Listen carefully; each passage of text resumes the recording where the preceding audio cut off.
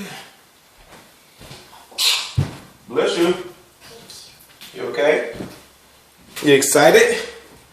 Yes. Yes. You get to film with Daddy? Yes. Thank you. Here, you're gonna write down what you think, okay? Thank you. Okay. Alrighty.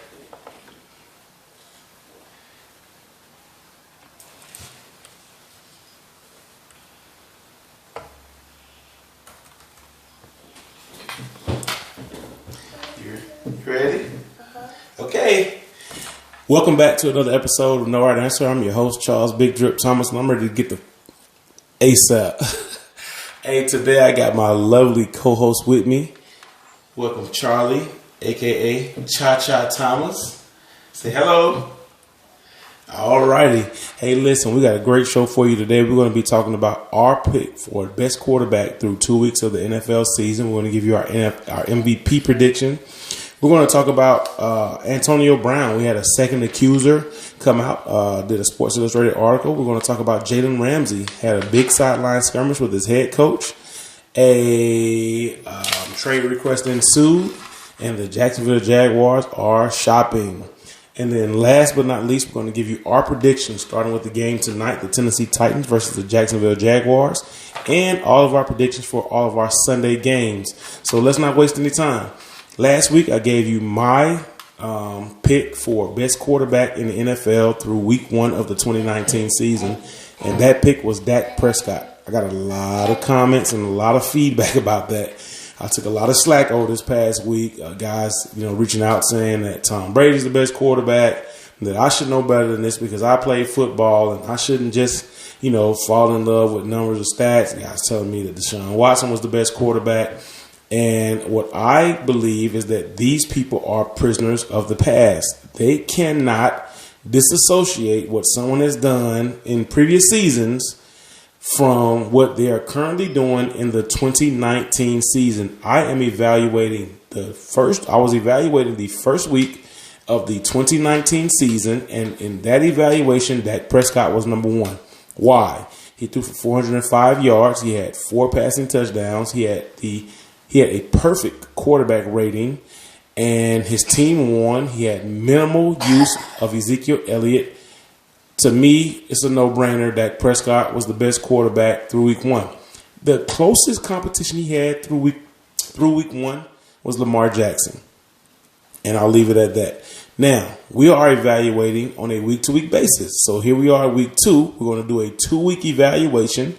And I'm going to give you who I believe is the best quarterback through 2 weeks of the 2019 season. Can you say 2 weeks?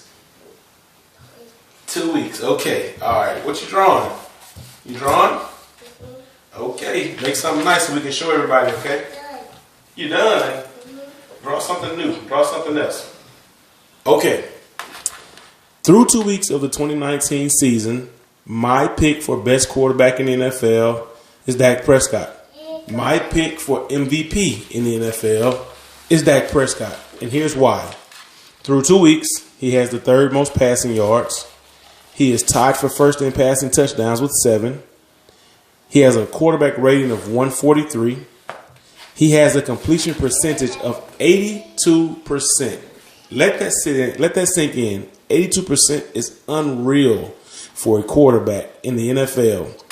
And his closest competitors for best quarterback and MVP through 2 weeks are Lamar Jackson and Patrick Mahomes. Well, both of those guys are 11% behind him in completion percentage. Let that sink in. That is a huge gap. Add to that, Dak has 9 rushes for 81 yards. And yes, through 2 weeks of the NFL season, Dak Prescott is your MVP. Let's switch gears. So Antonio Brown's accuser Tuesday interviewed with the NFL for 10 hours. For her to interview for 10 hours, that means a lot of substantial information was being given. That doesn't bode well for Antonio Brown.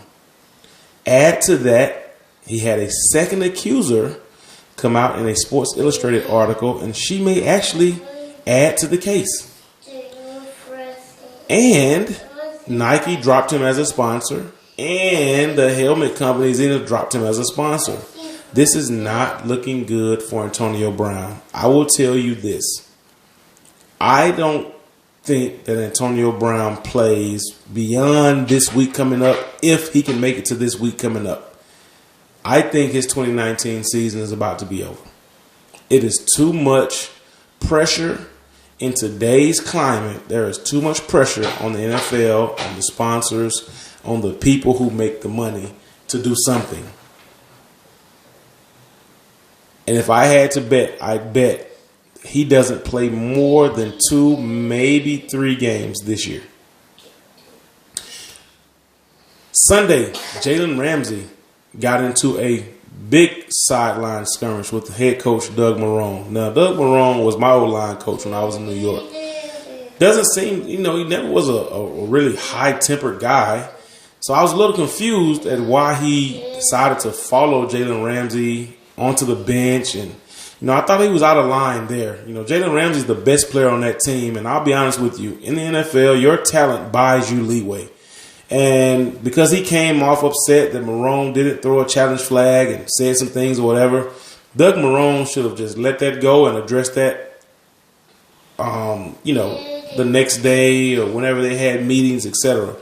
I don't think he should have followed him over to the defensive bench area and continued that. That looked really bad for the Jaguars. Now, what has happened is after that, Jalen Ramsey has asked for a trade. Now, I'm not sure if Doug Marrone understands this, but as a head coach, your livelihood depends on you having the best players on the field.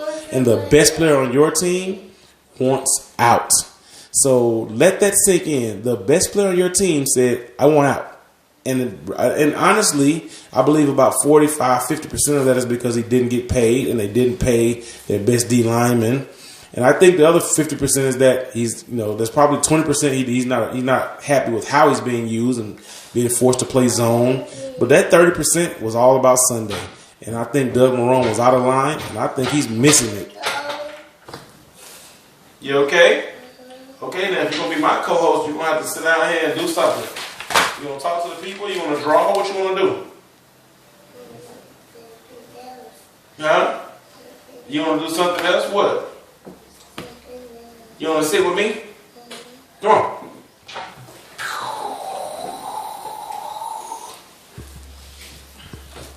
Okay. So, Jalen Ramsey looks like it's imminent that he will be traded eventually here sometime in the near future. All I want to tell you, sir, get your money and keep balling. All right, let's get to these predictions. Tonight's game, Tennessee Titans versus the Jacksonville Jaguars. Jacksonville's going through a lot. Jalen Ramsey's going to play. They don't have their quarterback. The Titans have been okay. They played a really solid game against the Colts. This is a tough pick. I'm going to believe in Gardner Minshew and the Jacksonville Jaguars defense tonight. I'm picking Jacksonville tonight. Sunday, Minnesota Vikings versus the Oakland Raiders. I like the Vikings. I like the Vikings a lot. But I like the Raiders story, man. Those guys, they're fighting hard. I'm going Raiders to win this game. Ravens versus the Kansas City Chiefs. I love what Kansas City's doing. I love Lamar Jackson even more. I'm going Ravens. Falcons versus the Colts. The Falcons are really the cardiac kids. I love Jacoby Brissett, Marlon Mack. Those guys are looking really good in Indianapolis. And this will not be an easy game. I'm going to take the Falcons to pull off an upset.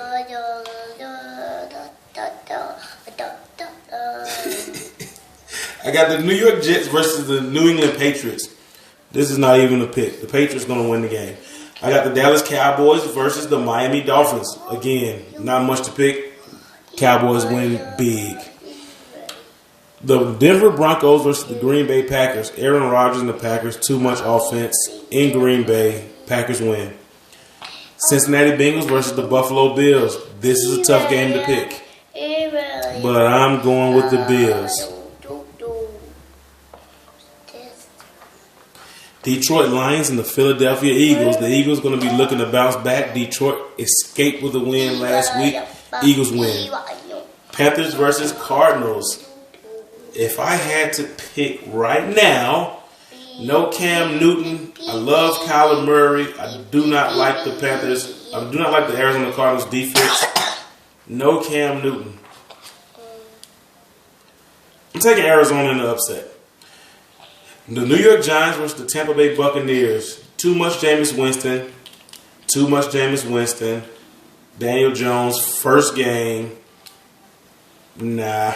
I'm taking the Tampa Bay Buccaneers. Pittsburgh Steelers and the San Francisco 49ers. Love everything that's going on. If you guys remember when the season started, I gave you Super Bowl predictions. I said the Atlanta Falcons and the Cleveland Browns. But my sleeper picks, teams that could surprise and make it to the Super Bowl, my NFC team was the San Francisco 49ers. And they are playing great football, really strong defense, and Jimmy Garoppolo is working his way back into form. Like the 49ers to win versus the Steelers, no Ben Roethlisberger, not enough firepower. The New Orleans Saints versus the Seattle Seahawks. No Drew Brees. I love the Seahawks in this game. Houston Texans versus the Los Angeles Chargers.